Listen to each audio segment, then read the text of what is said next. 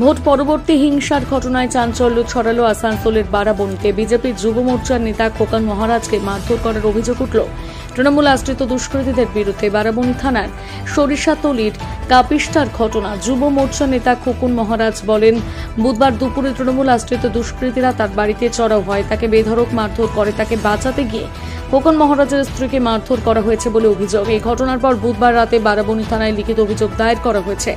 যদি এই সমস্ত ঘটনা অস্বীকার করেছে বারাবণী ব্লক তৃণমূল নেতৃত্ব। গতকাল ঠিক দুপুর 2:30 পৌনে 3টা নাগাদ আমাদের ফোন যায় যে আমাদের যে যুব মোর্চার মন্ডল 1-এর যে প্রেসিডেন্ট আছে ভারতীয় জনতা পার্টির, তার উপর অ্যাটাক হয়েছে। আমি তখন ফোন করি এবং ফোন করে স্বাভাবিকভাবে প্রথমে ফোন পাই না।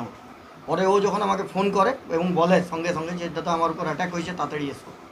আমি যখন আসার পর দেখি এই একদম আপনার চোখের সামনেই আছে, দেখছেন যে পুরো ক্ষতবিক্ষত অবস্থা, কাঁধে এইখান থেকে কাঁচা রক্ত পড়ছে, পাটা ওঠাতে পারছে না। আমরা এখানে যারা ভারতীয় জনতা পার্টির একটা টিম এসে পরে প্রথমে তাকে চিকিৎসা করায় এবং চিকিৎসা করে পরে এই আমাদের এখানে যেটা সরকারি হাসপাতালে চিকিৎসা করার পর আমরা এফআইআর করি দুষ্কৃতীদের নামে। এবং এই ঘটনায় এটা প্রথমবার না, আপনারা যারা জানেন এই খোকন মহারাজের উপর প্রিপোল ভায়োলেন্সও একবার হয়ে গেছে। সেখানে বিকশিত ভারতের গাড়ি নিয়ে ও ঘুরছিল, সেখানে বিকশিত ভারতের গাড়ির উপরও অ্যাটাক হয়েছে এবং আপনাদের টিভি চ্যানেলেই দেখতে গিয়েছে। এবং তখন থেকেই সে থ্রেটনিংয়ের মুখে ছিল। আজকে যখন ভোটের পর যখন রেজাল্ট এমনি হয়েছে, তখন রেজাল্টের পর যেটা হয় তৃণমূলের যেটা কালচার, ঠিক আছে, যেটা সন্ত্রাস করা কালচার, সেটাই হয়েছে, নতুন কিছু না। এবং তৃণমূল ভোটে জেতার পর মানুষ নেতা হওয়ার চেষ্টা করে, কিন্তু তৃণমূলের যেটা কালচার, তৃণমূল জেতার পর গুন্ডা হওয়ার চেষ্টা করেছে এবং এইবারও তাই হয়েছে, গুন্ডাগিরি দেখিয়েছে।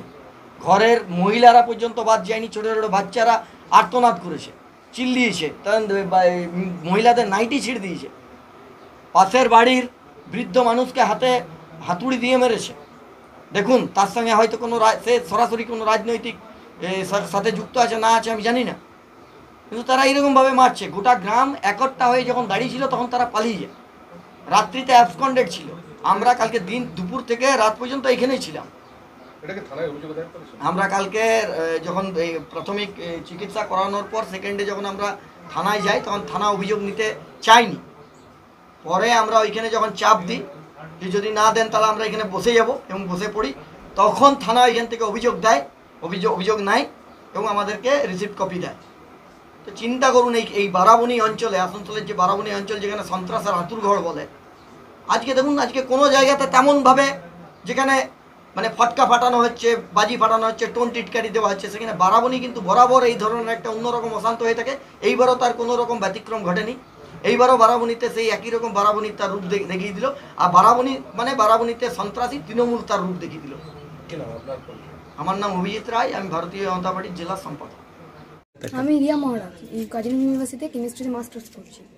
আমরা সব বাড়িতে দুপুরবেলায় খাওয়া দাওয়া হয়, বাবা খেয়ে দিয়ে শুয়ে আছে, আর এইখানে খুব ঝামেলা হচ্ছিলো। বাবা বলছে কিসের ঝামেলা হচ্ছে আমি জানি না, বাবা ছেড়ে দে বাবা। আমরা সবাই দরজা বন্ধ করে ঘরে ছিলাম। ওরা কতগুলো ছেলে মিলে ঢুকেছে, দরজা ভেঙে ঢুকেছে এখানে, হ্যাঁ আমাদের ঘরের ভেতর গেছে, হাতুড়ি রড যা পেরেছে হাতে নিয়ে গেছে, বাবাকে মার্ডার করবে বলে। আমরা যে আটকাচ্ছি আমাদেরকেও বলছে খুন করবো তোদেরকেও। ওরা অনেক ছিল, 7-8 জনের মতন ছিল। কটার ঘটনা এটা ঘটনা 2টো থেকে 3টের মধ্যে ঘটনা ঘটেছে, ম্যাক্সিমাম 2টো 2:30টা। এখন কি পালিয়ে গেছে তারা জানি না। ওরা ওইদিকে মদের আসর বসিয়েছে। এবার রাজনীতি যেটা জিতি ব্যাপার আছে, ওরা নিজেদের আনন্দ করছে, করুক। এইভাবে ঘরে ঢুকে অত্যাচার করছে। ওদের ধারণা যে আমরা ওদের বিপক্ষে কোনো প্রার্থীকে ভোট দিয়েছি, এটার কোনো প্রমাণ তো ওদের কাছে নেই। আমার বাবা বরাবর তৃণমূলের সাপোর্টার, তৃণমূলকে সাপোর্ট করে গেছে। কিন্তু 2019 নাগাদ আমরা যখন নিজেদের গ্র্যাজুয়েশন কমপ্লিট হওয়ার পর বাবাকে বললাম রাজনীতি আর করার দরকার নেই, রাজনীতি থেকে সরে আসো, রাজনীতিতে প্রচুর ঝামেলা থাকে। বাবা সেগুলো ছেড়ে দিয়েছে। বাবা নিজের কাজে ব্যস্ত থাকে। সন্ধ্যে 7টার মধ্যে বাবা নিজের কাজকর্ম কমপ্লিট করে চলে আসে বাড়িতে। আমরা নিজেদের মতন ইউনিভার্সিটি যাই, পড়াশোনা করছি, আমরা পরীক্ষাগুলো দিচ্ছি নিজেদের উন্নতি, নিজেদের পায়ে দাঁড়ার জন্য। ওদের ধারণা যে আমার বাবা বিপক্ষে ভাবে ভোট দিয়েছে, আমরা সবাই সাপোর্টার, ওরা আমাদেরকে সেই জন্য মারধর করছে। আমরা ওদের সাথে কথা বলি না। মা বাবা বিজেপিকে এখন নাকি সাপোর্ট করছে আড়ালে, ওদের এটা ধারণা। আর এই ধারণা নিয়ে ওরা আমার বাবার গায়ে হাত তুলতে এসেছে, কিন্তু তার কোনো প্রমাণ ওদের কাছে নেই।